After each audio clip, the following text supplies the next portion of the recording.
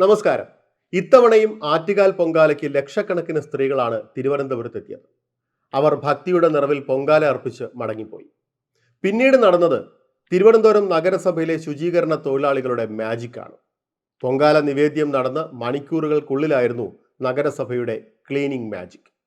ചുടുകട്ടകൾ ഉൾപ്പെടെയുള്ള ചവറുകൾ കൊണ്ട് നിറഞ്ഞിരുന്ന തിരുവനന്തപുരം നഗരം മണിക്കൂറിനുള്ളിൽ ക്ലീനായി.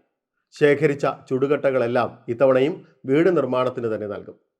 1200 നഗരസഭാ തൊഴിലാളികൾ, 1400 താൽക്കാലിക ജീവനക്കാർ, 150 വോളണ്ടിയർമാർ, ഇവരെല്ലാം ചൂലും കൊട്ടയുമായി ഒരുമിച്ചിറങ്ങിയതോടെയാണ് മറ്റൊരു ക്ലീനിങ് മാജിക്കിന് തിരുവനന്തപുരം നഗരം വീണ്ടും സാക്ഷിയായത്. 52 വാർഡുകളിലെ പ്രവർത്തനങ്ങൾക്ക് കോർപ്പറേഷൻ ശുചീകരണ തൊഴിലാളികൾക്കൊപ്പം വിവിധ സംഘടനാ പ്രവർത്തകരും സന്നദ്ധ സേനാംഗങ്ങളും പങ്കാളികളായി.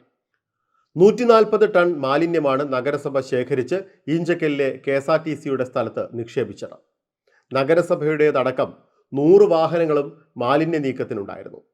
പതിവ് പോലെ ശുചീകരണം കഴിഞ്ഞ് രാത്രിയിൽ കൃത്രിമ മഴയിലൂടെയാണ് റോഡ് വൃത്തിയാക്കിയത്. സിനിമാ ഷൂട്ടിങ്ങിന് ഉൾപ്പെടെ കൃത്രിമ മഴയും കാറ്റും ഒരുക്കുന്ന പെരിങ്ങമല തരങ്കിണി ആർട്ടിഫിഷ്യൽ റെയിൻ യൂണിറ്റാണ് 13 വർഷമായി ശുചീകരണത്തിന് സൗജന്യമായി മഴ പെയ്യ്ക്കുന്നത്. 4 വാഹനങ്ങൾ ഇതിനായി ഉപയോഗിച്ചു. വെള്ളം നിറയ്ക്കലടക്കമുള്ള സഹായത്തിന് നഗരസഭയുടെ 18 വാഹനങ്ങളും ഉണ്ടായിരുന്നു. ഭക്തർ ഉപേക്ഷിച്ചു പോയ പൊട്ടാത്ത ഇഷ്ടികകൾ റോഡിന് സമീപത്ത് പ്രത്യേകം കൂട്ടിവെക്കുകയും ചെയ്തു. വരും ദിവസങ്ങളിൽ ഇവ പുത്തരിക്കണ്ടം മൈതാനത്തെത്തിക്കും.